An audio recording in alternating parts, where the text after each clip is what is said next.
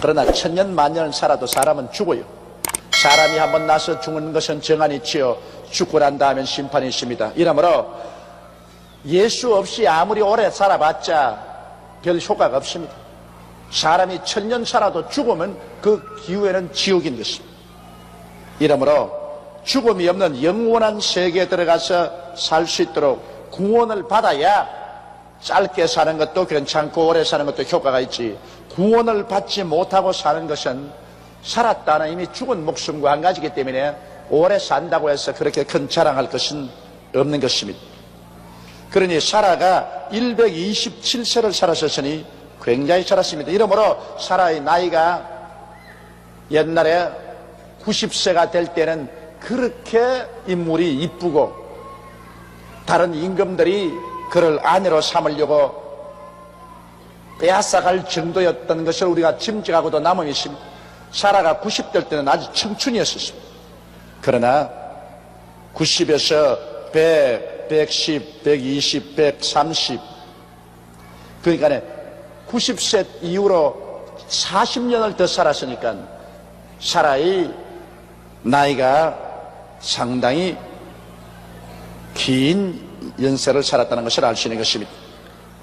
그래서 사라가 가나안 땅 헤브론 곧 기럇 아르바에서 죽음에 아브라함이 들어가서 사라를 위하여 슬퍼하며 애통했습니다. 아브라함과 사라는 참 부부간에 오래 산 사람입니다.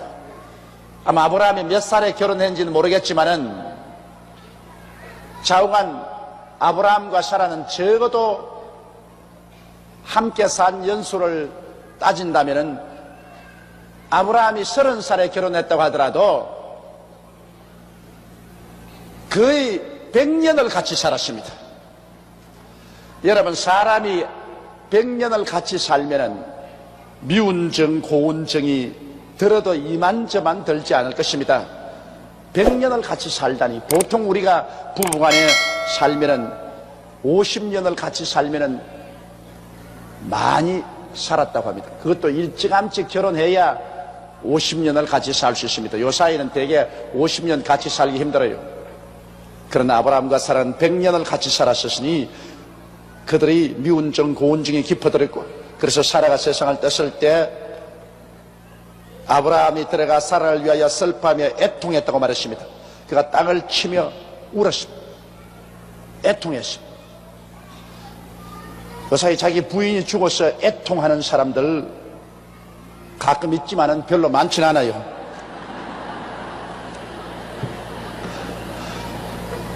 그런데 이 아브라함은 그 부인이 죽음에 들어가서 굉장히 애통했다, 그렇게 말했습니다.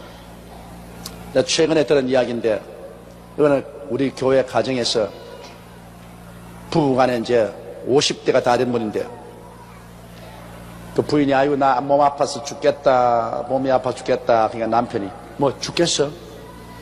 죽으려고 하면 30대 죽지 왜 지금 죽으려고 하나? 30대 죽었으면 내가 장가라도 새로 들지, 50이 넘어가지고서 어떻게 죽으면 내가 장가 들란 말이고. 그러니까 제발 마음 고쳐먹고 죽지 마라, 죽지 마라 그러더라고. 이 남자의 성에는 여자가 50이 넘어서 세상을 떠면은 그로서 아주 파멸입니다. 아닌 게 아니라 죽으려고 하면 20대 30대 죽어버리면 그때는 뭐 새 장가도 들고 또 새로 살지만은 50이 넘어가지고서 부인이 세상을 떨면은 그때로부터 그의 생애는 참 거의 안주할 곳이 없는 대단히 어려운 위치에 처하게 됩니다. 그렇기 때문에 저도 우리 마누라 오래 살도록 아주 정성을 많이 드립니다. 내가 빨리 가야지 이 남자가 뒤에 남고 부인이 먼저 가버리면 그 추하기가 말로 다 할 수가 없어요. 그러나 남자가 먼저 가면 뒤는 부인이 다 거두어 주니까 괜찮은 겁니다. 그러므로 여러분 다 오래 사세요. 그 다음 3절에 그 시체 앞에서 일어나 나가서 헷 족속에게 말하여 가로되 나는 당신들 중에 나그네요. 우고한 자니 청컨대 당신들 중에서 내게 매장지를 주어 소유를 삼아 나로 내 죽은 자를 내어 장사하게 하시오. 아브라함은 그 당시에 헷 족속 가운데서 살았으며 아브라함은 단지 자기와 자기 처와 그리고 자기 아들밖에 없었습니다. 그러므로 헷 족속 땅에서 자기 아내를 장사 지내려고 하는데 땅이 없어요. 소유한 땅이 없어요. 유목민족으로서 그저 여기에 천막 치고 양떼기로다가 또 저기 천막 치고 가고 했는데, 그래서 그곳 헷 족속에 가서 자기 아내를 장사할 땅을 팔라고 말합니다. 헷 족속이 아브라함에게 대답하여 가로되 내 주여 들으소서. 당신은 우리 중 하나님의 방백이니 우리 묘실 중에서 좋은 것을 택하여 당신의 죽은 자를 장사하소서. 우리 중에서 자기 묘실에 당신의 죽은 자 장사함을 금할 자가 없으리다. 그 당시에는 모두 다, 오늘날도 중동 지구는 그런 데도 가끔 있겠지만은 사람의 시체를 동굴에 장사했습니다. 이 산 이렇게 있으면 그게 구멍을 뚫어요. 그래서 이 유대의 갈릴리 해변쪽 그다라 지방에 가면 그 정신병 사람이 공동묘지에서 밤낮 고함을 쳤다 했지 않습니까? 그 공동묘지는 우리 생각으로 평평한 땅이 아니고 산비탈입니다. 산비탈에 전부 구멍을 뻥뻥 뚫어놨습니다. 그래서 그 구멍을 뚫고 난 다음 거기에다가 시체를 갖다가 넣는데 할아버지 시체, 할머니, 아버지, 어머니, 자손 대대로 한 굴에 들어갈 만큼 시체를 많이 갖다 넣습니다. 그건 공동묘지를 이렇게 파서 흙으로 단을 만들어 가지고서 거기에다가 관을 전부 다 시체를 얹어 놓은 것입니다. 그때는 관을 만들지 않습니다. 중동은 사람 죽으면은 천으로서 이렇게 감아요. 몸을 전부 몰약을 먹여서 고치처럼 만들어요. 손가락 숭은 대로 이 감아 가지고서 미란을 만들어 가지고서 차근차근 동계해 놓습니다. 그렇기 때문에 시체를 묻는 데는 굴이 필요합니다. 이래서 아브라함이 자기 아내를 묻을 굴을 하나 살려고 하는데, 여기 헷 사람들은 자기 공동묘지가 있어요. 굴을 많이 뚫어놓은 곳이 있는데 그 공동묘지에 어느 굴이든지 하나 마음대로 쓰라고. 당신들은 우리 가운데서 하나님 믿는 사람으로 참 훌륭한 사람이에요. 우리가 존경할 사람이니까 뭐 우리 헷 족속의 공동묘지 굴 뚫어놨는데 아무데 가서 시체를 장사해도 우리가 반대 안 할 테니까 그렇게 하라. 그렇게 말을 했습니다. 보면 아브라함이 훌륭한 인격자였어. 그곳에 이방인인 헷 족속 가운데 있으면서도 굉장히 존경을 받는 그러한 삶을 살한 것이 틀림이 없습니다. 그렇기 때문에 헷 족속이 이분에게 어느 공동묘지든지 마음대로 쓰라고 말씀을 한 것입니다. 여러분, 사람은 이 세상에 살면서 인심을 얻어야만 합니다. 사람이 인심을 잃어버리면 어려운 일을 당할 때 도와줄 자가 없게 되는 것입니다. 그러나 인심을 많이 얻어놓으면 어려운 일이 있을 때 도와줄 자가 있는 것입니다. 이렇기 때문에 이 세상에 덕을 많이 사는 것이 가장 중요합니다. 덕을 쌓아놓으면 나중에 인생의 어느 길에 가서 꼭 도움이 필요할 때 그때 많은 사람이 도우고 났습니다. 그러나 현실적인 안목에서 자기의 살이 사욕 때문에 많은 사람에게 상처를 입혀놓으면 그 다음 나중에 인생의 어느 골목에서 괴로움을 당할 때 사람들은 다 기피해버리고 마는 것입니다. 여기 아브라함이 덕을 많이 쌓은 것에 틀림이 없습니다. 아브라함은 헷 족속 가운데 있으면서 가난한 사람에게 소도 양도 준 적도 있고 또 어려운 고아들에게는 먹을 것도 주고 아마 돌봐준 것입니다. 그래서 이 헷 족속 가운데는 아브라함은 하나님 섬기는 사람으로서 하나님의 방백이라고 이름이 나 있었습니다. 그러므로 아내가 죽어서 묘실에 장사 지려고 할 때 헷 족속 사람이 모두 다 우리 공동묘지가 있지 않습니까? 우리 뚫어둔 굴 많아요. 누구 굴을 쓰든지 마음대로 썼어요. 이 가운데서 당신이 우리 굴을 쓰는 건 막을 사람은 아무도 없습니다. 굉장한 증거입니다. 아브라함이 그곳에서 많은 후덕을 세웠다는 사실을 여기에 보여주고 있는 것입니다. 아브라함이 일어나 그 땅 거민 헷 족속을 향하여 몸을 굽히고 아브라함이 일어나서 절을 하는 것입니다.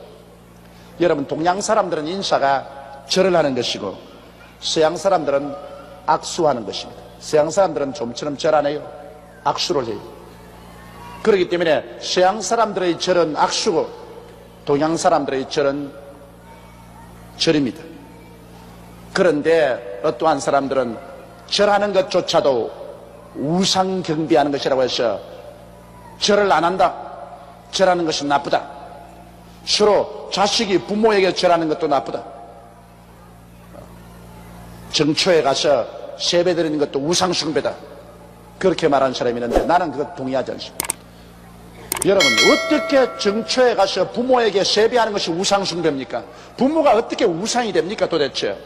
부모는 어디까지 있는데 내 부모지, 부모가 어떻게 신이라고 우리가 말합니까? 부모는 신이 아닙니다. 부모에게 절하는 것, 그 공손한 인사지 어떻게 그게 우상 숭배가 됩니까? 하나님 믿는 사람은 그러면 부모에게 절도 하지 마란 말입니까? 무슨 소리를 하는 것입니까? 극단적인 율법주의자들은 정초에 부모에게 세배드리는 것조차 우상숭배라고 해서 하면 안 된다고 말하는데, 그것은 오히려 불효 막심한 행동이라고 나는 생각을 합니다. 이 동양에서 절이라는 것은 인사입니다. 그 서양 사람들은 원래 절이 없어요. 그렇기 때문에 그저 가서 악수만 하는 것이지 절 안 합니다. 그런다고 해서 우리 동양 사람이 꼭 서양 풍속을 쫓아가지고서 동양의 아름다운 풍속을 저버리고 악수만 하고 돌아다닐 필요는 없는 것입니다. 나는 오히려 악수하는 것, 이것이 우리 동양 사람의 기질에는 맞지 않다고 생각해요. 왜냐? 서로 잘 아는 사람끼리는 몰라도 모르는 사람 나무 부인하기까지도 손을 덥석 잡습니다. 그 옛날 같으면 그 기절 초풍을 할 일이요. 그런데 불러고 요사이는 서양 풍속이 와서 뭐 알든 모르든 처음 만나면 남녀 할 것 없이 전부 다 손을 잡고 흔들어 제낍니다.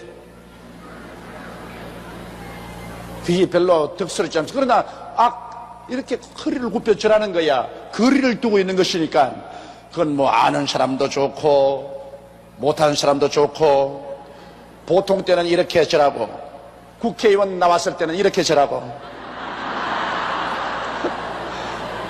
그게 다르다고요. 보통 때는 뭐 허리 한 45도인데 국회의원 나오면 90도로 허리를 굽혀야지. 당선되면 그 다음엔 또 이라고.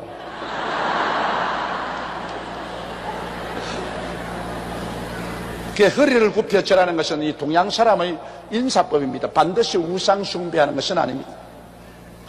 그 아브라함이 일어나 그 땅 거민 해족성을 향하여 몸을 굽히고 그들에게 말하여 가로되 나로 나의 죽은 자를 내어 장사하게 하는 일이 당신들의 뜻일진데 내 말을 듣고 나를 위하여 수알의 아들 에브론에게 구하여 그로 그 반머리에 있는 막벨라 굴을 내게 주게 하되 준가를 받고 그 굴을 내게 주어서 당신들 중에 내 소유 매장지가 되게 하기를 원하노라. 그러자 아브라함은 벌써 매장지를 봐놨어. 그 수알의 아들 에브론 소유의 막벨라에 좋은 굴이 있었습니다. 반머리에.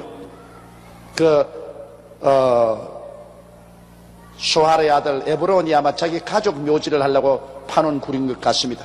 막벨라 굴이 큼직하고 좋은데 이것을 아브라함이 봐놓았기 때문에 그 사람들에게 이것을 내게 팔라는 것입니다. 내가 많은 값을 주고 사서 내 가족 묘를 삼게 하게, 내 아내도 묻고 나도 나중에 거기 들어가고 내 자손들도 그곳에 가고 함께 들어갈 수 있는 가족 묘를 하도록 그렇게 해달라고 간구를 했습니다. 일본 사람들은 요사이 사람이 죽으면 땅이 좁기 때문에 화장을 많이 하는데, 원래 유대인들이나 그리고 그리스도 신자들은 화장을 하지 않습니다. 그건 왜냐하면 예수 그리스도께서 죽은 자 가운데 부활하시기 때문에 우리도 부활한다는 그런 상징으로 화장을 하지 않습니다만, 그러나 사람들은 묻습니다. 그럼 화장하면 부활 못하나요? 그렇지 않습니다. 여러분, 부활의 몸은 우리 죽은 이 시체가 다시 하나님이 제작해서 부활시키는 것이 아니고 하나님께서 하나님의 초자연적인 능력으로 우리에게 부활의 몸을 주시는 것입니다.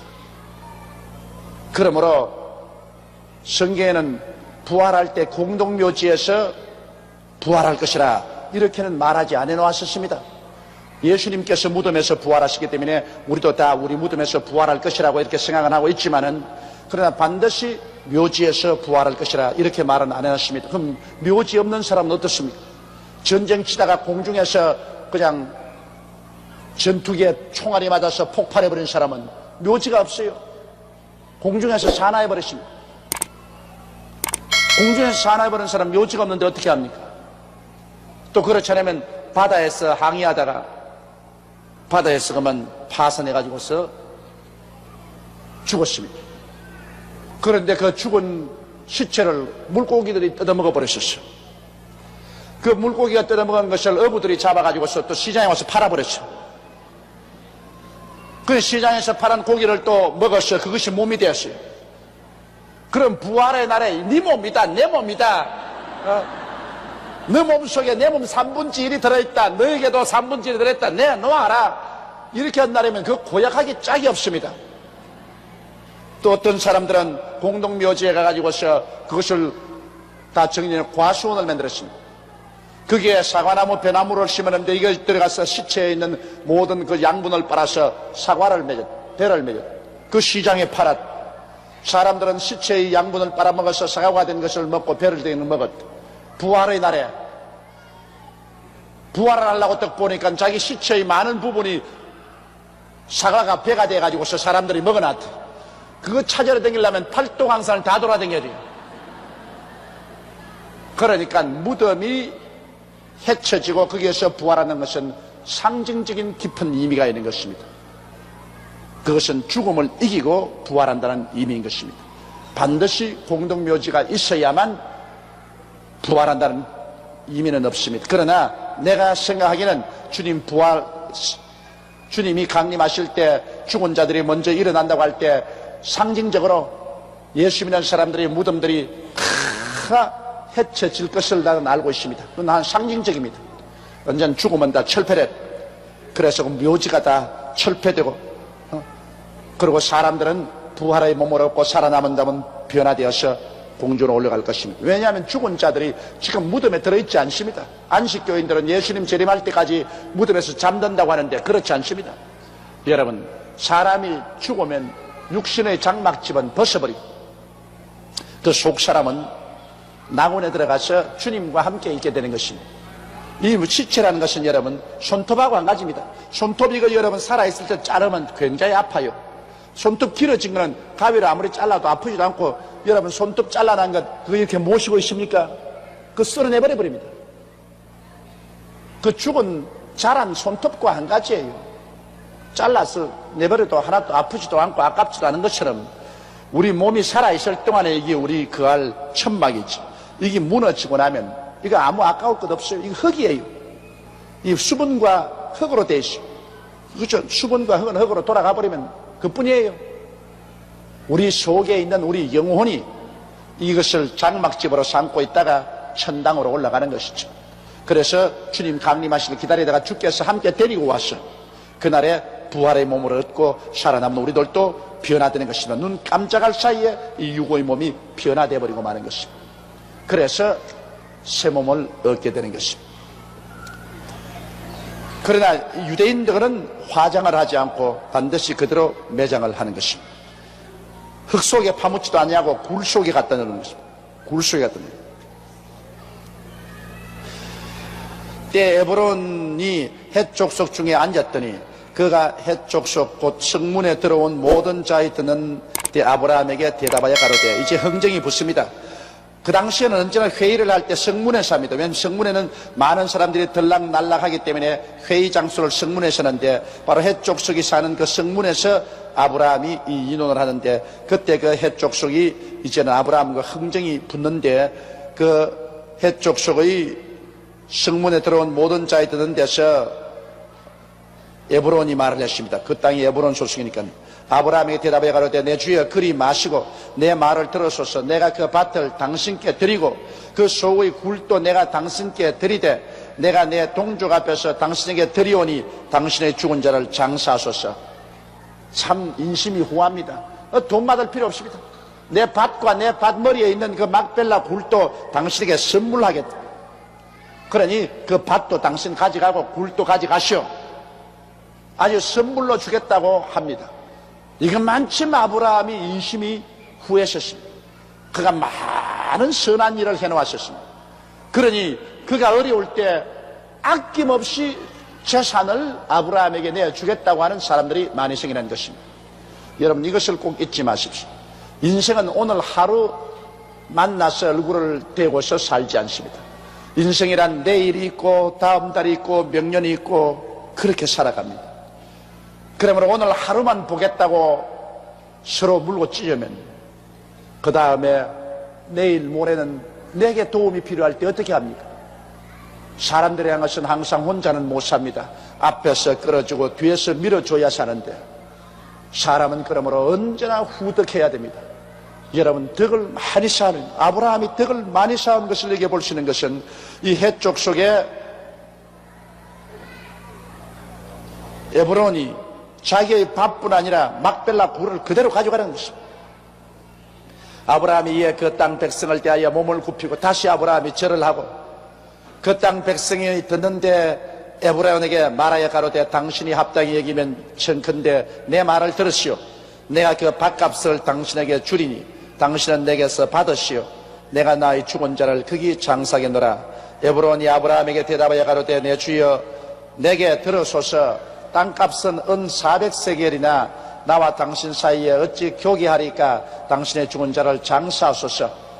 아브라함은 내 아내를 파묻는 묘지를 공짜로 내가 얻어가지고서 아내 파묻지 않겠다는 것입니다. 그 누구든지 그렇지 않습니까? 아브라함도 상당히 부자인데 은과 금과 짐승이 많은 사람인데 그래 공짜라고 다 줬다고 덥석 받아 먹으면 그거는 배탈이 나요. 이 땅에서 여러분 가장 위험한 것이 공짜로 생기는 것이 위험합니다. 그 공짜라고 잘못 먹어 놓으면 그 반드시 잘못하면 배탈이 날 수가 있습니다. 모든 인생의 길에는 여러분 반드시 대가를 지불하고 그 대가로서 받는 것이지 순수한 공짜는 없습니다. 우리 구원조차도 예수님이 우리 위해서 십자가에서 대가를 지불했기 때문에 우리가 믿음으로 받는 것입니다. 구원의 하나님이 선물로 준다고 해서 믿지도 않는데 구원 줍니까? 믿는다는 것도 대가입니다. 여러분 믿어야 돼요. 믿지 않고 구원을 줍니까? 예수님은 오늘 인류를 위해서 몸짓고 피를 흘리셨지만 그 대가는 우리에게 요구하는 것이 믿음입니다. 누구든지 저를 믿으면 멸망하지 않고 영생을 얻으리라. 안 믿는 자를 주님께서는 구원 안 해줍니다. 그러므로 이 세상에서 공짜를 좋아하면 여러분 큰일 납니다. 언제나 우리 겨울에 꽁 사냥을 할 때 공짜를 좋아하는 꽁을 잡습니다. 제가 어릴 때 추운 겨울날 눈이 많이 오면은 사랑방에 앉아가지고서 이 콩을 이렇게 뚫어요. 구멍을 콩을 뚫어서 그 속에 지금도 내 머리에 생생해요. 빨간 비상을 넣어요. 비상을 넣어가지고서 그게 밥풀로 막아요. 밥풀로 이렇게 막아가지고서 그것을 꽁이 잘 내려오는 산비탈에 가서 요렇게 비상을 넣고 거기에 나무가지를 꺾어서 이렇게 딱 꼽아놔요. 그러고는 추운데 이렇게 웅크리고 저 언덕 밑에서 기다리고 있어요. 여러분 추운 겨울에 눈 위에 공짜 콩이 생겨날 택이 없습니다. 그건 가을엔 몰라도 그 추운 겨울에 그런 공짜가 있으면 근데 콩이 아침이면 싹 산에서 내려와요. 날라 내려와서 이 장기하고 암꽁하고 때를 지어서 이렇게 가는데 저거 여러 번 그 이런 아침에 추운 겨울에 그걸 앉아가 꽁아 먹어라 하고서 기다리고 있는데 참 보면 이 암꽁은 굉장히 머리가 좋다고요. 거기 와서 탁 보고 그 콩이 놓여 있으니까요. 암꽁은 와서 딱 보고 고개를 갸우뚱 반드시 합니다. 그 콩을 보고. 왜? 이 추운 날에 눈이 덮인 곳에 이렇게 웬 떡이 놓여 있을 택이 없다는 것입니다. 그러고는 안 먹고 지나갑니다. 그러나 이 그저 벼슬을 붉게 하고 털이 아름다운 수컷은 와서 턱 보고 턱 하고 그냥 먹어버립니다. 공짜란 웬 이런 공짜 떡이냐면서 먹고 난 다음에 그 다음 그 독이 몸에 퍼지도록 기다리시면 얼마 하시면 꽁이 꼴깍 부드득 꼴 부드득 그럽니다. 걸어가면서 부르륵 하고 또 그러다가 또 부르륵 하면 그러면 그 암꽁이 따라가요. 수꽁을. 그런데 아이고 이제 잡았구나 뛰어가면 안 됩니다. 그러면 그래도 날아가요. 날아가요.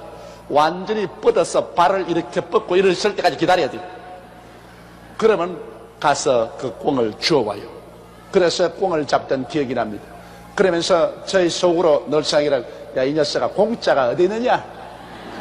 이 추운 겨울에 논 위에 무슨 공짜로 너 먹으라고 콩을 이렇게 뿌려놓을 택이느냐? 너 잡으려고 뿌려놓지. 이 세상에서 공짜를 많이 바라면 반드시 마귀의 사슬에 걸립니다. 그 공짜 뒤에는 반드시 마귀의 낚시가 있어요. 그 공짜를 덥석 먹고 나면 잡아 정기면 그건 걸리는 겁니다. 아브라함이 그 아내를 묻을 굴을 구하는데 자기도 상당한 재산이 있는데 그래 공짜로 받아서 자기 아내와 가족 묘지를 삼을 틈은 없습니다. 그래서 자기가 돈을 주고 사겠다. 그러니까 그럼 얼마냐? 400세겔이다. 그러나 400세겔인데 당신과 내 사이에 무슨 돈 주고 물건 흥정하겠는가? 그냥 가져가소서 해도 아브라함은 아니라 줄 것은 줄고 받을 것은 받아야 된다. 그래서 아브라함이 에브론의 말을 쫓아 에브론이 해쪽 수고에 듣는 데서 말한 대로 상고의 통용하는 은 400세겔을 따라 에브론에게 주었습니다. 마므레 앞 막벨라에 있는 에브론의 밭을 바꾸어 그 속의 굴과 그 사방에 뚫린 수목을 다 성문에 들어온 해족수 앞에서 아브라함의 소유로 정했습니다. 모든 사람 앞에 이거는 이제 아브라함의 소유다 정했습니다. 그 후에 아브라함이 그 아내 사라를 가나안 땅 마므레 앞 막벨라 굴에 장사했더라. 마므레는 곧 헤브론이라. 이와 같이 그 밭과 그 속의 굴을 해족속이 아브라함 소유 매장지로 정하였더라. 기나긴 한 세대가 이로써 막을 내린 것입니다. 아브라함과 사라의 에피소드는 이로써 막을 내린 것입니다. 그러면 저 24장에 보십시다. 아브라함의 나이 많아 늙었고 여호와께서 그의 범사에 복을 주었다. 나이 많을 것이 사라보다는 10살이 더 많으니까, 그러니까 사라가 137세 세상을 떴으니까 아브라함이 127세에 사라가 떴으니까 아브라함이 137세라. 야, 137세라. 나도 그만치만 산다면은 60, 70, 80, 90, 100, 110, 120, 130, 약 140. 아직까지 90년을 더 살아야 돼. 내가 살아온 것보다 더 많이 살아야 돼. 그런데 실상 하나님이 원하시는 것은 여러분 오늘날 사는 사람들도 잘 몸을 관리하면 120살까지는 살 수 있어. 너의 연수는 120년이라 하나님이 정해놓았습니다. 사람들이 자기 몸을 간수를 못하고 막 쓸데없는 건 많이 먹고 스트레스를 당하고 무절제한 삶을 살고 하니까 70이요 안 그러면 80에 다 죽어버리지. 아브라함이 나이 많아 늙었고 여호와께서 그의 범사에 복을 주었더라. 사람이 나이 많으면 늙어지지요. 늙는 길 가시로 막 오는 백발 막대로 치려고 하였더니 백발이 제 먼저 알고 지름길로 왔더라. 여러분 백발이 지름길로 와요. 근데 다행히 여기 척 내려다 보니까 흰머리를 가지신 분이 별로 많지 않은데 그것은 우리 교회 성도들이 다 젊습니다. 우리 교회가 모두 다 거의 50대 안쪽입니다. 그러므로 우리 교회가 아주 젊은 교회예요. 백발이면 별로 많지 않아요. 저도 머리나 까졌지 백발은 없습니다. 그런데 여기 성경에 보면 아브라함이 나이 많이 늙어서 하나님이 버렸다 그렇게 말하지 않습니다. 하나님은 우리 젊을 때로부터 시작해서 나이 늙을 때까지 주님은 우리와 같이 계신 것입니다. 젊을 때만 사랑해 주시고 나이 늙으니까 너는 버려버려라 이렇게 하나님 아니십니다. 아브라함이 나이 많고 늙었고 여호와께서 그의 범사에 복을 주었더라. 모든 범사에 복을 주었습니다. 그런데 왜 제가 영혼이 잘됨같이 범사에 잘됨에 강건하기를 강구하라고 가르치면 조용기가 이단이요 십자가 없는 복음을 전한다고 나의 공격한지 모르겠어요. 아브라함은 범사에 복을 받으셔도 아무 말도 안 하는데 왜 오늘날에 와서 예수 믿고 난 다음에 영혼이 잘되면 범사에 잘된다 하면 그만 이단이라고 야단 법석을 합니까? 범사에 잘 되는 것을 이단이라고 말한다면 아브라함은 이단 대장이요. 왜 성경 말씀에 아브라함이 나이 많아 늙었고 여호와께서 그의 범사에 복을 주셨더라고 말합니다. 성경은 말하기를 아브라함과 같은 믿음을 가지면 아브라함과 함께 복을 받는다고 말씀한 것입니다. 그러므로 아브라함이 복을 받았으면 아브라함과 같은 믿음을 가진 그 믿음의 자손들도 복을 받는 것이 마땅한 것입니다. 복이 나쁜 게 아닙니다. 복을 잘못 쓰는 것이 나쁜 것입니다, 여러분. 복을 받아가지고서 이것을 육신의 정욕을 위해서 탕진하면 이것은 자기를 망치고 이웃을 망치기 때문에 나쁘지. 복을 받아가지고서 사람답게 살고 그 복을 가지고서 하나님 교회 세우고 복음 증거하는 데 쓴다면 복보다 좋은 것이 어디 있습니까, 여러분? 복을 받지 못하고 사람답게 살지 못하고 비위생적인 집에서 병균이 득실거리는 음식을 먹고 자손들이 병들어서 단명하고 이렇게 되면 여러분 이것을 갖다가 어떻게 복이라고 말하겠습니까? 사람이 사는데 최소한도의 주거 문제도 해결돼야 되거든요.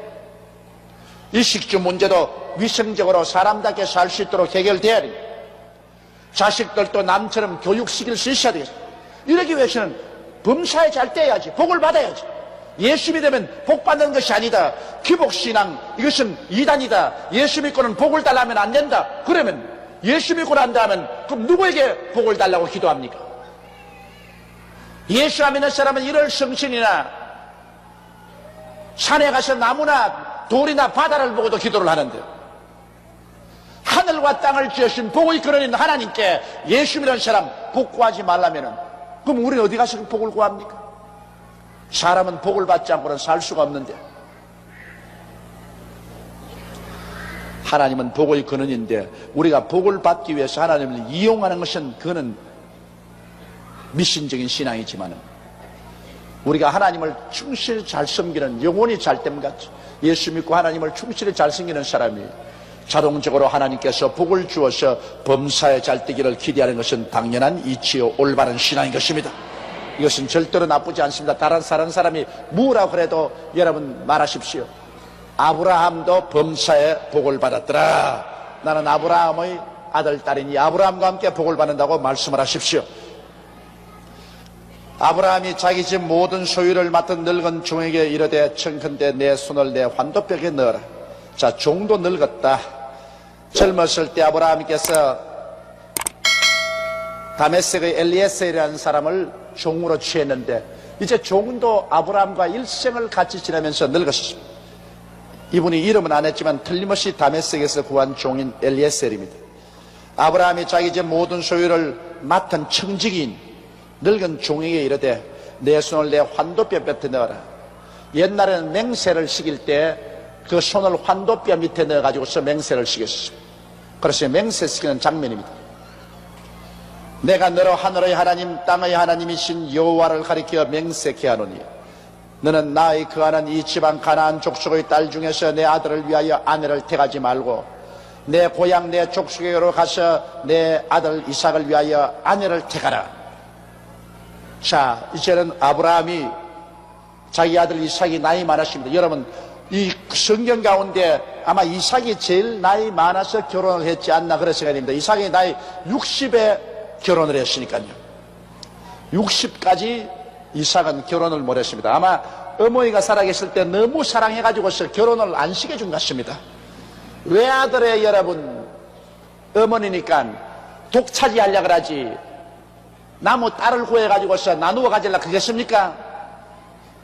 그러니까 언제나 위험한 것이 과부의 외아들에게 시집 가는 것 벌써 죽을 각오하고 들어가야 되는 것입니다. 대개 우리 교회 예수 잘 믿고 하나님 중심으로 사는 분 같으면 그건 괜찮아요. 그건 주님께 일생을 맡겼습니다. 그러지 않은 과부는 왜냐하면 남편 죽고 난 다음에 자기 아들을 남편 삼아 자식 삼아 살았다. 마음으로는 남편 삼아 육신으로는 자식 삼아 이렇게 살았는데 그 자식이 장가가지고서 다른 여자를 떡 하나 젊고 핑핑한 여자를 데리고 오니까 경쟁 상대가 안 되거든. 그러니까 아들 장가 보내놓고 난 다음에 며느리는 죽이려고 달리는 거야. 죽이려고. 그 보통 죽이려고 합니다. 제가 30년 목회를 했지 않습니까? 과부의 외아들에게 시집가서 그 정신적인 고통과 육체적인 횡포를 당하고 죽도 살도 못해서 보따리를 싸고 몇 번이나 쫓겨나오는 여자들이 내게 와서 통곡을 하고 울며 신앙상담한 것 한두 건 아닙니다. 고부간에 내리 싸우니까 할 수 없이 아들은 집에 들어올 수가 없어요. 어머니 편도 들 수가 없고 마누라 편도 들 수가 없고 그 아들은 외도하고 밖에 있고 가정이 아예 풍지박산입니다. 그렇기 때문에 아예 과부의 외아들이거들랑 장가 안 가는 게 좋습니다. 솔직히 장가 가서 그 정신적인 고통을 말로 다 할 수가 없어. 차라리 어머님이 세상 뜰 때까지 이삭처럼 60이 되어도 어머니하고 살다가 어머니 세상 떨거들랑 장가들어. 여북해야 이삭이 60까지 장가를 안 들었겠어. 어머니 세상 뜰 때까지 장가들라고 생각을 못해요. 어찌나 어머니가 아들을 독점을 했든지. 그렇게 되는 법입니다. 그건 사람이니까 그래요. 반드시 그 과부된 어머니가 나쁘다고 할 수 없어요. 희망이 아들인데, 희망이 아들인데 그 아들을 젊은 여자가 점령을 하는데 어떻게 해요? 나는 우리 교회 이제는 해결되었지만 과부의 외아들의 시집 가가지고서 참 고생은 왜냐하면 저녁이 되면은 우리 아들 몸 약해진다 하면서 벽에를 가져와서 아들과 며느리 사이에 누워요.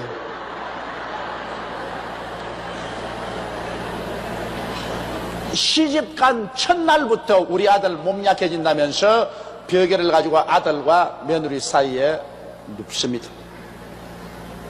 그게 시집 마루 갔어요. 그래가 정 살 수 없으므로 남편이 낮에 밖으로 부인을 불러내요. 그러니까 부인하고 아베크 가려고 낮에 호텔로 여관으로 아베크를 해야 돼. 그것도 한두 해를 그렇게 할 수 없으니까 나중에 아들이 어머니 보고 어머니 제발 좀 잘 때는 좀 밖에 좀 나가 계세요. 이래가 내가 어떻게 삽니까? 그러니까 그래 이놈도 마음이 변했다.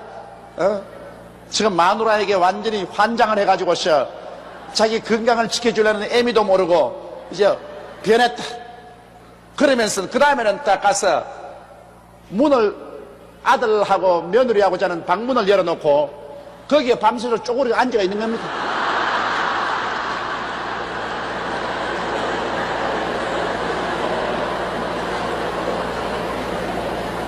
그 부인이 영 노이로제가 걸려서 미칠 지경. 내게 신앙 상담을 오는데 거의 미칠 지경. 아마 내 말 한마디만 잘못했으면 이혼했을 겁니다. 목사님 난 도저히 못 살아요. 미칠 지경. 내가 살 도리가 없어. 그러고 난 다음에 남편 출근하면 낮에 와가지고서 막 머리칼갱이 잡고서 잡아 땡기지 않나? 어떻게 합니까? 일단 결혼해서 자식까지 생겼으니 그저 끝까지 참는 것밖에 없다. 세월아 가라 세월아 가라 죽으라 기다리면 시어머니는 죽을 것이고 또 당신의 때가 올 테니까 참아라 한대. 그 인내의 세월 그 부인이 한 10년을 더 했나? 그 얼굴에 전부 상처 투성입니다. 그 시어머니가 핥혀가지고서 이런데 상처 그런데 세월을 기다리니 죽기는 죽더라고. 시어머니가 죽고 그래서 아르목 차지가 자기 차지가 되는 것을 내가 보았는데요. 사람의 마음의 질투심이란 무섭습니다. 그래서 이삭이 어머니가 살아생기는 결혼을 못하고 60이 될 때까지 기다렸다가 어머니가 세상을 떠자 이제 아브라함이 아들 장가 보내려고 작정을 했던 것입니다. 그래서 종을 불러서 이제 중신을 하는데 너 절대로 우리가 사는 이 가나안 족속의 이방 딸을 구해가는 결혼 안 된다. 그건 왜냐하면 이방 딸들은 가나안은 바알과 아세라 신을 섬기기 때문에 이방 신을 섬깁니다. 이방 신을 섬기는 여자가 들어오면 반드시 집안에 종교를 여자가 가져옵니다. 그거 잊지 말아야 돼요. 종교는 여러분 여자가 지킵니다. 남자가 종교를 지키는 것이 아니라 여자들이 종교를 지키고 그걸 변화시킵니다. 어느 가정이고 여러분 오늘 예수 믿는 집안에 거의 대개가 어머니가 먼저 예수 믿었던 예수 믿는 며느리가 돌아왔던 거 가지고 온 집안을 확 가닥 뒤집어 놨어요. 지금도 보십시오. 여기 오늘 수요 예배 중에 90%가 여자라고. 우리 여성 동지들 한번 손 들어 봐주시기 바랍니다. 거의 다라고, 거의 다. 종교는 여자들이 지키는 것입니다. 이렇기 때문에 여자가 특수 종교를 가지고 들어오면은 그 가정과 가문 전체가 그 종교로 변화됩니다. 그러므로 아브라함이 가나안 땅 족속의 딸을 취해서 내 아들의 아내를 주지 말라고 맹세까지 시킨 이유는, 가나안의 딸이 들어와서 바알과 아세라 신을 섬기는 자가 들어와서 이삭의 아내가 되어버리면 이삭이 별 재간 없이 타락해서 바알과 아세라를 섬기게 돼요. 그건 왜냐? 성경에 여러분 가장 지혜로운 임금이 누구였습니까? 솔로몬이었죠. 솔로몬처럼 지혜가 있는 사람이 없습니다. 그래서 잠언수도 적고 아가수도 짓고 했지만은, 그런 솔로몬이 나이 늙어서 이방 여자를 첩으로 데리고 왔습니다. 가나안 땅의 이방 여자를 첩으로 데리고 왔. 그 이방 여자들이 와가지고서 솔로몬 궁전에 들어와서 오자마자 자기들 친정에서 믿던 신들의 신전을 왕궁에서 지었습니다. 짓고 제사장을 데려와서 그 신을 섬기고, 나중에 솔로몬을 꾀가지고서 솔로몬이 만년에는 야훼 하나님을 버리고 우상을 섬기다가 세상을 떴습니다. 내가 솔로몬이 천당 갔는지 지옥 갔는지 그건 내가 여기서 판단 안 하겠습니다. 판단했다간 또 날 걸고 달라들 사람이 있기 때문에 하도 걸고 달라들어서 내가 말은 안 하겠는데, 솔로몬이 야훼 하나님을 섬기다가 그 만년에 그 아내들의 영향을 받아서 이방신을 섬기다가 세상을 떴습니다. 우상에 절을 하고 사신을 섬기다가 세상을 떴으니 그 결말이 어떻게 됐는지 여러분이 생각해 볼 문제인 것입니다. 결혼 잘해야 돼요. 그러므로 여러분께서 며느리 구할 때는 예수 잘 믿는 며느리 갖다 놓으면 아들 구원 틀림없어. 그리고 손주들 다 천당 다 데리고 와. 그러나 예수 안 믿는 며느리 갖다 놓으면 끝장났어. 시어머니가 아무리 예수 믿으라고 주목을 받고 해서도 원래부터 하나님이 은혜를 줘서 중생 안 하고 주목으로 중생시키는 것은 주목 사라지면 중생도 사라진다. 그러므로 며느리 잘 구하는 것, 아내 잘 얻는 것, 이것보다 큰 중요한 것이 없는데, 더구나 예수 잘 믿고 주님 중심으로 섬기는 아내를 구하거나 며느리를 구하는 것은 정말 중요합니다. 그래서 이삭이 절대로 가나안 여자는 안 된다. 내 고향 땅, 내 친족으로. 왜? 아브라함이 살던 고향 땅 친족은 그때 다 야훼 하나님을 섬기고 있었습니다. 아브라함의 형제들은 다 야훼 하나님을 섬겼다. 그러므로 야훼 하나님을 섬기는 그 고향 친족의 딸을 데리고 와서 우리 며느리를 삼아라. 그래야 내 아들 손주 대대로 하나님을 섬기게 된다. 이래서 이삭을 위하여 아내를 택하기 위해서 종을 보낸 것입니다. 종이 가로되 여자가 나를 쫓아 이 땅으로 오고자 아니하거든 내가 주인의 아들을 주인의 나오신 땅으로 인도하여 돌아가리이까. 아브라함이 그에게 이르되 삼가 내 아들을 그리로 데리고 돌아가지 말라. 종이 말했습니다. 내가 그곳에 가서 주인 고향 땅에 가서 친족들 중에 좋은 규수를 택해서 자 가나안으로 가자 하면 나 안 갈래요. 나 그거 뭔데 안 갈래요. 그럼 어떻게 할까요? 그러면 주인의 아들 이삭을 데리고 그리로 갈까요? 안 돼. 그것도 왜 안 되는지 압니까? 만일 이삭을 데리고 고향 땅으로 가면 거기에서 결혼을 득시키면 거기에 있는 처녀가 친정을 떠나서 머나먼 곳에 올라고 합니까? 그러니까 가면 이삭을 옆에 여보 여기서 살아. 그게 마시골로 가. 가나안 안 갈래.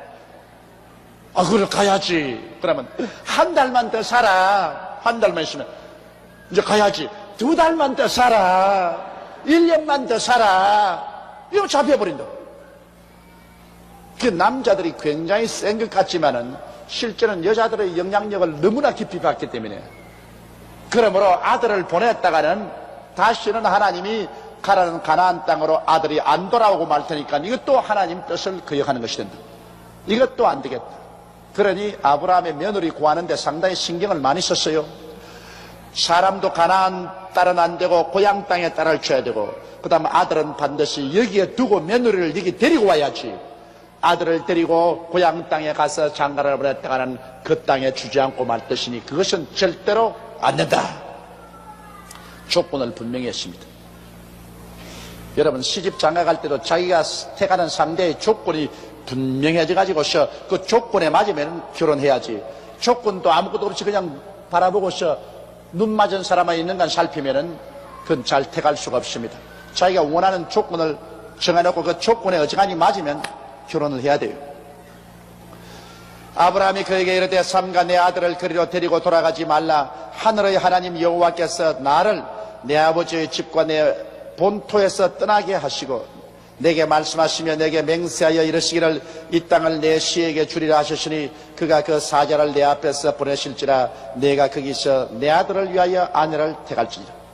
하나님이 나를 고향 산천 떠나서 이 가나안 땅으로 가라고 했는데, 그리고 이 가나안 땅이 내 후손들의 상속이 될 것이라 했는데 왜 내가 다시 고향 땅으로 아들을 보낼 수가 있느냐? 못 보낸다. 하나님이 약속하셨으니 네가 며느리를 구하러 가면은 반드시 주의 천사가 앞서가서 사람을 결정해 줄 것이라고 말씀을 하셨습니다. 그러므로 타협 없이 가서 데리고 오너라. 만일 여자가 너를 쫓아오고자 아니하면 나 이 맹세가 너와 상관이 없나니 오직 내 아들을 데리고 그리로 가지 말지니라. 여자가 안 따라오겠다면 너 내 아들 며느리 구해오라는 이 명세는 그로서 끝이다. 내 아들 장가 못 보내도 좋다. 그러나 나는 내 아들을 떠나온 고향 땅으로 다시 돌려보낼 수는 없다. 하나님이 이 땅을 내 아들에게 상속으로 주겠다 했었기 때문에 종이 이에 주인 아브라함의 환도뼈 아래 손을 넣고 이렇게 이 일에 대하여 그에게 맹세하였더라. 이에 종이 그 주인의 약대 중 10피를 취하고 떠났는데 곧 그 주인의 모든 좋은 것을 가지고 떠나 메소포타미아로 가서 나홀의 성에 이르러. 나홀이라는 것은 아브라함의 동생입니다. 아브라함의 동생도 이제 방대하게 가정이 커져서 성을 짓고서 삽니다. 나홀 성이에요. 아브라함의 동생의 이름이 나홀입니다. 메소포타미아의 나홀의 성에 약대 10피를 가고 좋은 선물을 잔뜩 싣고 며느리감을 구하러 이 종이 떠났었습니다. 그런데 이것은 무엇을 여러분 상징적으로 보이냐면 아브라함은 야훼 하나님을 상징하고요, 이삭은 우리 주 예수님을 상징하고, 여기에 종은 성령님을 상징하고, 여기에 며느리는 여러분과 나를 상징하는 것입니다. 여러분과 나를 상징해요. 하늘의 하나님께서 그 아들 이삭을 하나님 보좌에다가 두고서 다시 이 땅에 며느리감 구하러 오지 않습니다. 하나님 아버지께서 성령을 보내셔서 이 땅에 지금 며느리감을 구하고 있는 것입니다. 성령은 그냥 오지 않으셨어요. 성령은 약대 10필에 선물을 잔뜩 신고 왔습니다.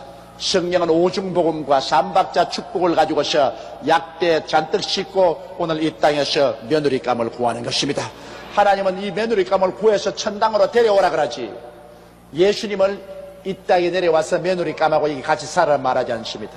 이러므로 하나님의 성령께서는 바로 이 아브라함의 종 엘리에셀이 메소포타미아에 가서 며느리감을 구하는 것처럼 성령께서 오셔서 그리스도의 신부감을 오늘 이 땅에서 구하고 있는 것입니다. 오늘 교회에 온 여러분들은 벌써 신부로 간택함을 받은 사람들이요, 그런데 아직 신부로 간택함을 받지 못한 너무나 많은 사람이 있기 때문에 그 사람들을 간택하기 위해서 하나님의 성령께서는 교회를 통해서 그들에게 권면을 하고 있는 것입니다. 그 약대를 성박 우물 곁에 우렸으니 저녁때라 여인들이 물을 길러 나올 때였더라. 그가 가로되 우리 주인 아브라함의 하나님 여호와여 원컨대 오늘날 나로 순적히 만나게 하사 나의 주인 아브라함에게 은혜를 베푸시옵소서. 이제 종이 우물가에 꿇어앉아 기도를 합니다. 왜냐하면 우물가에 물 길러 오는 것은 여인들이 물 길러 오니까요. 여인들도 대개 어머니가 오는 것이 아니라 이제 다 자란 처녀들이 물동이를 갖고 물 길러 오기 때문에 거기서 처녀를 기다리는 것입니다. 그래서 좋은 처녀가 있으면 만나가지고서 그 부모에게 찾아가서 사정을 하려고 기다리는데 그 우물가에 꿇어앉아서 아브라함이 기도를 했습니다. 우리 주인 아브라함의 하나님 여호와여 원컨대 오늘날 나로 순적히 만나게 하사 나의 주인 아브라함에게 은혜를 베푸시옵소서. 이것은 진실로 오늘날 우리가 하루하루 살아갈 때 여러 가지 어려운 문제를 많이 당할 때 그때 하나님께 무릎을 꿇어 엎드려서 도움을 기도하면 하나님이 우리의 기도에 응답하사 우리의 생활에 도와주는 것을 모범으로 여기 보여주고 있습니다. 성중 사람의 딸들이 물길러 나오겠사오니 내가 우물 곁에 섰다가 한 소녀에게 이르기를, 이제 자기가 보고 적당한 소녀에게 이르기를, 청컨대 너는 물 항아리를 기울여 나로 마시게 하라 하리니 그의 대답이 마시라 내가 당신의 약대에게도 마시우리라 하면 그는 주께서 주의 종 이삭을 위하여 정하신 자라 이로 인하여 주께서 나의 주인에게 은혜 베푸심을 내가 알겠나이다. 조건을 세웠습니다. 여기 처녀들이 물길로 오겠는데 내가 봐서 아름답고 우리 주인의 아들의 부인이 될 만한 여인이 오면은 그 물동이를 기울여서 내게 물 좀 마시게 해주시고 주세요 하면 아이고 마시세요 그럴 뿐 아니라 약대에게도 내가 마시게 하지요 하면 그것이 후보가 될 것이다. 왜 그 어려운 조건을 내냐면 여러분 약대는 사막을 지나왔기 때문에 목이 마릅니다. 약대 한 마리가 여러분 물을 몇 동이를 마십니다. 약대는 이렇게 되어 있잖아요. 그게 다 물동입니다. 약대는 물을 마셔서 그게 다 저장하기 때문에 약대 한 마리에 물을 마시려 해도 뼈골이 노골노골 할 정도로 물을 퍼다가 구에 부어야 되는데 그게 무려 약대가 10마리요. 약대 10마리의 물을 다 마시려고 하면 적어도 한 2시간 걸릴 것이다. 2시간 땀을 흘리고 물을 길러가지고서 물통에 물을 부어야 되는데 어느 처녀가 물 좀 마시라 하면 마셔줬지 약대까지 마시게 하리이다. 이렇게는 안 할 거라. 아주 어려운 조건입니다. 약대 물 마시고 오는 것. 이거 장차 좀 설명을 하겠지만은 이게 힘든 것입니다. 그래 그 조건을 세우고 기도를 했습니다. 말을 마치지 못하여 기도가 아직 끝나지 않았는데 리브가가 물 항아리를 어깨에 메고 나오니 그런 아브라함의 동생 나홀의 아내 밀가의 아들 부두엘의 조생이라. 참 안성맞춤으로 만났어요.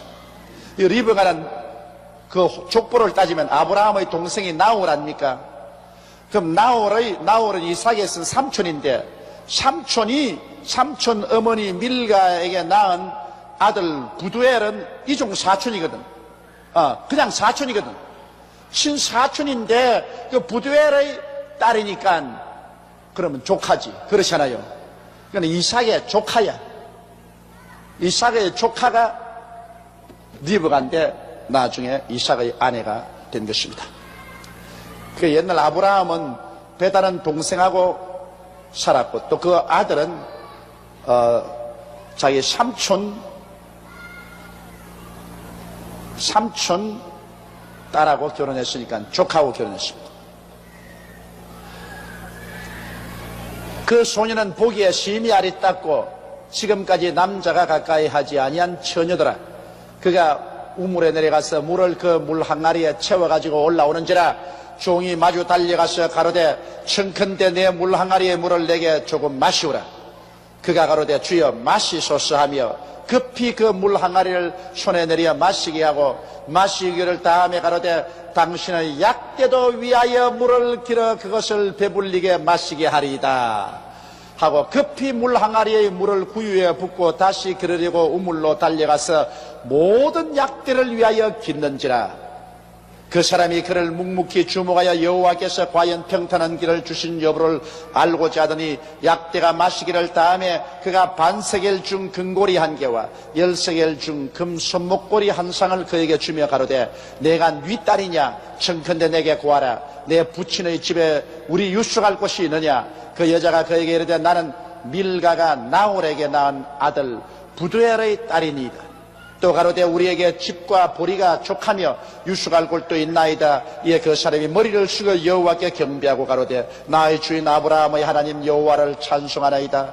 나의 주인에게 주의 인자와 성실을 끊이지 아니하셨사오며 여호와께서 길에서 나를 인도하사 내 주인의 동생 집에 이르게 하셨나이다. 할렐루야. 하나님이 역사하면 도저히 못 만날 사람도 이렇게 만나게 해주신다고요. 이 하나님이 역사해야 돼.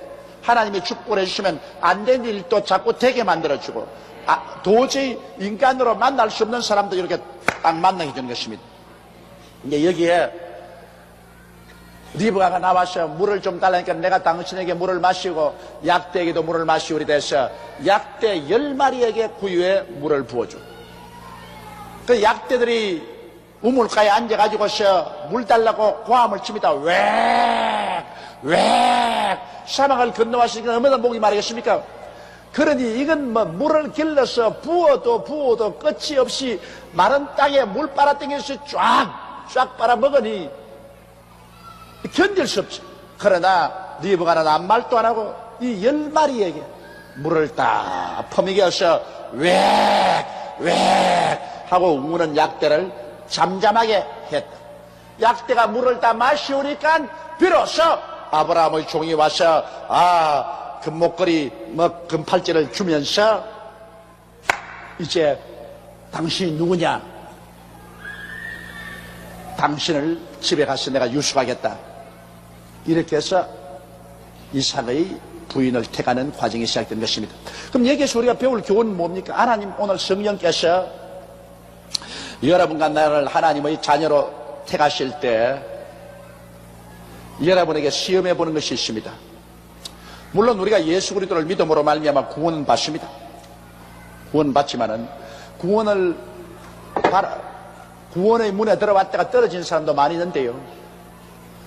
성령께서는 반드시 여러분과 나에게 약대의 물을 마시게 합니다.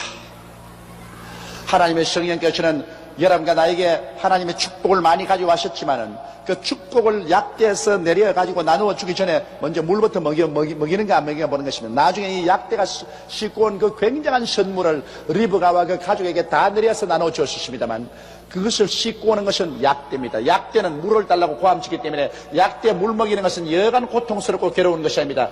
환난과 시험입니다. 여기 약대라는 것은 여러분이 신앙생활에 다가오는 환난과 시험이 바로 약대인 것입니다.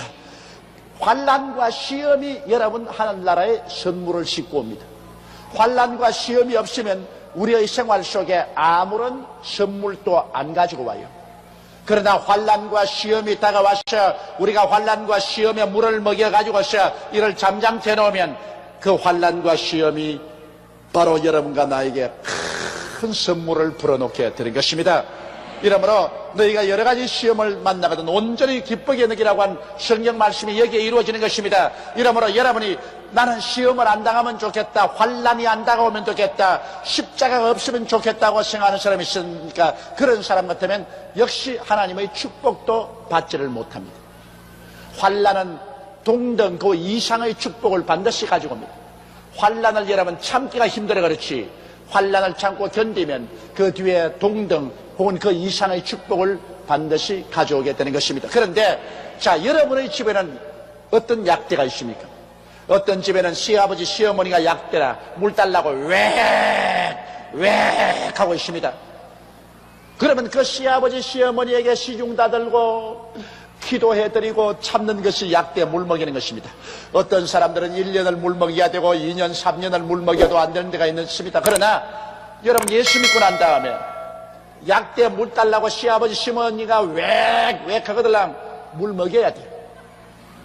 한쪽에 쓰러져서 전부 통곡을 하고 우는데 저도 그 가운데 앉아가지고서 통곡을 하고 울고 있어요. 근데 순식간에 예수님이 십자가에 못 박여서 높이 매달렸는데 손과 발에 피를 흘리고 땀을 흘리는데 노래 소리가 들리는 것입니다. 내 귀에 또렷하게 얼마나 아프셨나 못 박힌 그 손과 발 죄 없이 십자가에 매달리신 예수님 하늘도 모든 땅도 초목들도 다 울고 해조차 빛을 잃고 온누리 비치지 않네. 고마워라 주님 주신 구원을 영원토록 구원의 강물 넘치네. 평생에 안 들어본 노래소리가 들립니다. 그러면서 제가 땅을 치고 울다가 내 울음소리에 놀라 번쩍 깼어요. 그래서 종이에다가 내가 들은 그런 노래 내용 가사를 다 적었습니다. 그런데 저는 6.25 때 피난 댕긴다고 음악 공부를 안 했기 때문에 콩나물 대가리를 몰라요. 곡조는 다 잊어버렸습니다. 너무나 내가 울고 감동을 했기 때문에 그 가사 내용을 우리 집사람에게 주었습니다. 우리 집사람은 음악가니까 여보, 내가 환상 가운데 예수님이 십자가에 못 박혀서 몸을 찢고 피를 흘리고 매달리는데 그 처참한 모습은 도저히 상상할 수 없더라. 그런데 노래 소리가 들리는데 내가 가사만 적었는데 곡조는 못 적었다. 당신이 한번 연구를 해보라. 근데 하루 종일 자다가 깨어보니까 이 집사람이 온데간데 없어요. 밤에 같이 자다가 없으면 겁이 덜컥 나지 않습니까? 날 버리고 도망간 줄 알았어. 그런데 화장실에 불이 켜 있어서 내가 화장실에 가보니까 화장실에서 꿇어앉아가지고서 울고 콧물 눈물을 흘리고 티슈를 이만큼 쌓아놓고 콧물을 닦고 그리고 막 콩나무 대가리를 그리고 있어요. 그 왜 그러냐니까 자기가 자는데 꿈에 음악 소리가 들리는데 내가 준 가사에 맞는 음악 소리가 들린다는 겁니다. 그래서 그 가사에다가 참 곡조를 집어넣는데 내가 꿈에 들은 꼭 그대로예요. 꼭 그대로. 그래서 저희가 그 음악을 부활절이면 꼭 우리 교회에서 부릅니다. 부르고 성도들이 다 눈물을 흘리고 그렇게 하는데요. 그때 제가 예수 그리스도의 십자가에 못 박히는 장면을 보고 정말 마음에 큰 감동을 느꼈었습니다. 저는 늘 생각하기를 하나님의 아들이 있으니까 십자가에 못 박힐 때도 장엄하고 조금도 고통 없이 그렇게 못 박인 줄 알았는데 내 환상 가운데 보니까 예수님 손을 땡겨서 못을 박는데 예수님이 온몸에 전율을 해요. 그리고 또 땡겨서 왼쪽 발에 손에 못 박을 때 예수님이 아야 그 부르짖는 소리에 아주 마음이 그냥 진동을 해요. 그런데 왜 예수님이 하늘과 땅과 세계와 그 가운데 모든 것을 지으신 하나님의 아들이 그렇게 연약하게 되어서 비참하게 원수들에게 십자가에 못 박이고 조롱을 받을 수 있으니까. 그래서 늘 내가 불평이 겁니다. 주여, 내가 주님 같으면 그렇게 안 했을 것입니다. 내려와서 혼을 좀 내놓지 어떻게 그렇게 약하게 돌아가셨으니 사람들이 당신을 하나님의 아들로 인정하겠습니까? 그랬는데 한 번 제가 이런 기사를 읽었습니다. 그 기사를 읽고 난 다음에 또 신문지가 다 젖도록 눈물을 흘리고 예수님이 왜 십자가에서 남은 구원하는데 자기는 구원하지 못하는지 이유를 알았습니다. 일사후퇴 때 피난민들이 추운 눈보라 속에서 나무로 내려오고 있었습니다. 그런데 만삭이 된 한 30대 부인이 남편은 군대에 나가고 혼자서 피난민 대열로 내려오다가 갑자기 구로 가다가 오니까 그 추운 겨울에 어디 갈 데도 없고 들판에서 그래서 다리 밑에 내려가서 혼자서 어린애기를 낳았어요. 어린애기를 낳아서 피덩어리를 낳았는데 얼마나 추우니까 자기의 속옷을 다 벗어가지고서 어린아이를 살리려고 다 샀어요. 그래도 모자라가지고서 겉옷을 다 벗어가지고서 어린아이를 또 샀어요. 그 추운데 해산을 한 어머니는 온전히 빨가벗었으니까 그래도 어린아이에게 온기를 주려고 또 그 어린아이를 가슴에 품어 안았어요. 그리고 얼어 죽었습니다. 그런데 선교사 부부가 집차를 타고 피난민과 함께 그 다리 곁으로 오는데 부인이 남편에게 손을 탁 때리면서 여보, 차 좀 세워라. 아이, 지금 공산군이 뒤에서 내려오는데 차를 세우기는 무슨 세워, 빨리 가야 되는데. 아니야, 다리 밑에 어린아이의 울음소리가 들린다. 이 추운데 무슨 다리 밑에 어린아이가 있다. 여보, 그러지 말고 내려가. 우리 한국 남자 같으면 잔소리 마라 가는데. 그러지만 또 미국은 다르지 않아요. 그랬다가는 아침밥도 못 얻어먹을 테니까 그래 가자. 그러고 차를 한쪽 당겨고 다리 밑에 내려가면 둘이가 아니 그냥 놀라서 기절 축풍을 했어요. 한 젊은 여인이 어린애기를 안고 얼어 죽었는데, 빠르게 얼어 죽었는데 실오래기 하나 몸에 걸치지 않고 죽었어요. 근데 그 어머니의 품에 안긴 어린애기는 엄마의 내복을 다 감싸고 엄마의 겉옷을 가지고 다 감싸고 그리고 엄마가 옮겨 주려고 이렇게 끌어안고 있으니까 그 안에서 아직 안 얼어 죽고 울고 있어요.